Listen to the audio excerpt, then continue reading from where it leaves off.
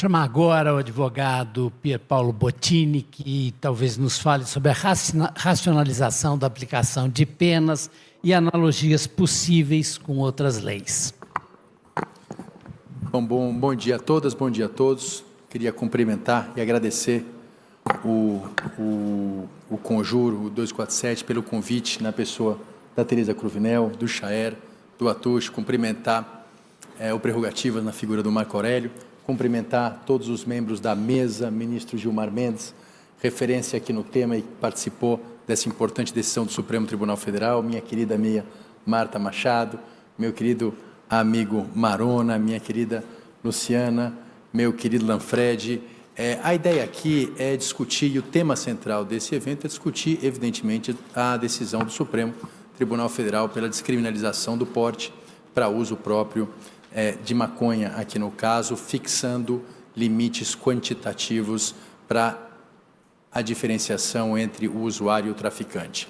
Eu acho que há muito para discutir sobre as premissas desse acordo, sobre os impactos desse acordo na política de drogas do país, mas eu queria aqui aproveitar esse debate para fazer uma abordagem um pouco diferente, trazer aqui algumas aflições acadêmicas que têm sido objeto de discussão e de reflexão no âmbito da Universidade de São Paulo, que tem uma relação direta com essa decisão das drogas, mas vai muito além disso. Portanto, talvez eu destoie um pouco aqui do que foi falado pelos que me precederam, mas a ideia é aproveitar essa oportunidade para lançar algumas discussões que me parecem muito importantes. E me prometo aqui até ao tempo que foi designado. Mas a ideia aqui é discutir o tema da desigualdade na produção e na aplicação do direito penal entre as diferentes classes, os diferentes segmentos sociais da população.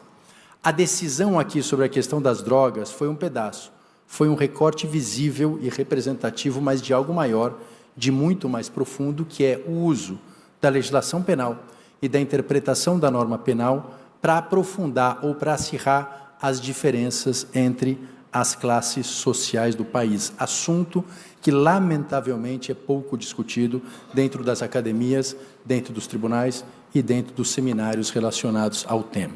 A gente percebe que, no Brasil, a legislação, a jurisprudência e a dogmática penal são permeadas de dispositivos de institutos que fazem com que o direito penal incida de maneira distinta entre as diferentes classes sociais.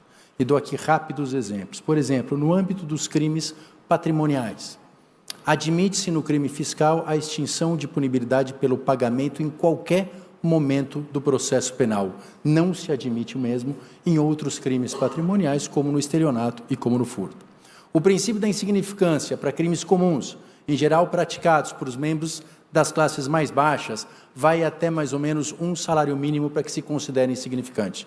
Nos crimes contra a ordem tributária, isso é reconhecido para crimes até R$20 mil. E o mesmo se segue para casos como erro de tipo de proibição, obediência hierárquica e, no caso específico em discussão aqui, é o que ocorria no tratamento penal sobre drogas. Embora a lei não fizesse, evidentemente, distinção entre as diferentes classes sociais, ao não fixar um critério quantitativo para diferenciar o usuário do traficante, deixava isso a cargo das agências policiais que, ao fazer as apreensões e qualificar aquele crime, acabava levando em consideração, como a Marta disse aqui, a questão racial, a questão social. O voto já citado do ministro Alexandre de Moraes é muito claro, até dizer dados nesse sentido. Então, ele diz que, por exemplo, quando se tratava de pessoas analfabetas, o que era considerado uso de drogas era até 32 gramas. Quando a pessoa tinha segundo grau, era 40 gramas. Quando tinha grau superior, 49 gramas. 67% das pessoas mas processadas por essas questões eram, evidentemente, de negros. Apenas 13% pertenciam a organizações criminosas. Em 70% dos casos, o policial era a única testemunha.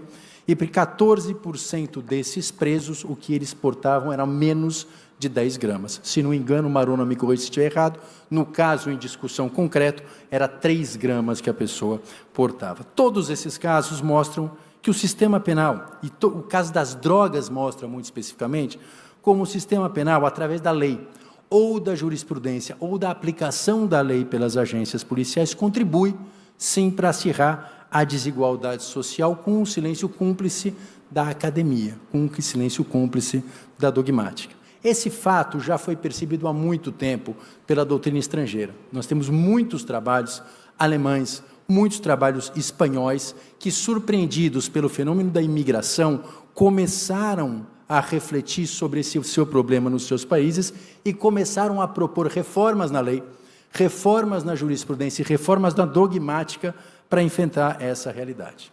O Brasil, que tem 500 anos dessa realidade, e convenhamos, tem um lugar de fala muito mais claro para discutir esses temas do que os espanhóis e do que os alemães, eu acho que a gente pode sim contribuir imensamente com esse debate no plano constitucional. E já encaminho para a minha conclusão, mas eu acho que é possível aqui, do ponto de vista jurisprudencial e dogmático, usar o princípio constitucional da igualdade como um instrumento de controle de constitucionalidade, um vetor de orientação da doutrina, da dogmática e da jurisprudência para corrigir essas distorções que a gente percebeu aqui no caso concreto de drogas e tentar garantir alguma isonomia, não para acirrar a incidência do direito penal sobre as classes superiores, mas para estender os benefícios e privilégios que são concedidos às classes superiores do ponto de vista criminal àqueles das classes mais baixas, que me parece que é exatamente o que o Supremo Tribunal Federal fez nesse caso de drogas. Ao fixar os critérios objetivos para separar o usuário do traficante, ele acabou, expressa ou implicitamente, incorporando e usando o princípio da igualdade como um vetor teleológico para a interpretação da norma penal. Portanto, nós podemos sim, e eu acho que é o que esse seminário falar, discutir diversos aspectos dessa decisão do Supremo Tribunal Federal. Por exemplo, por que apenas algumas drogas? Por exemplo, por que uma presunção relativa e não absoluta? Mas a mim me parece que o realmente importante dessa decisão, além do seu conteúdo, foi esse método de incorporar, expresso ou implicitamente, o uso do princípio da igualdade para corrigir aqui uma falha legislativa por omissão que foi aproveitado pelas agências policiais para uma prática distinta, uma aplicação distinta da norma penal. Talvez se esse mesmo critério tenha sido usado pelo Supremo, por exemplo, para determinar o fim da prisão especial para aqueles que têm curso superior. E que talvez poderia ser utilizado em outras situações, como, por exemplo, para igualar a vedação da execução provisória para todos os crimes, inclusive para os crimes de júri, de alguma forma para equiparar os crimes fiscais aos demais crimes patrimoniais, em relação ao pagamento e extinção de punibilidade e buscar algum tipo de equiparação no que se concerne ao princípio da insignificância. Esse debate está longe de ser concluído, esse debate está longe de ser definitivo, mas eu queria aproveitar essa oportunidade para trazer essa reflexão para as senhoras e para os senhores. O que a gente viu aqui no caso das drogas me parece um método de interpretação constitucional que pode ser espraiado para uma série de outras situações, trazendo inúmeros ganhos do ponto de vista de política criminal e de legitimação do sistema judicial.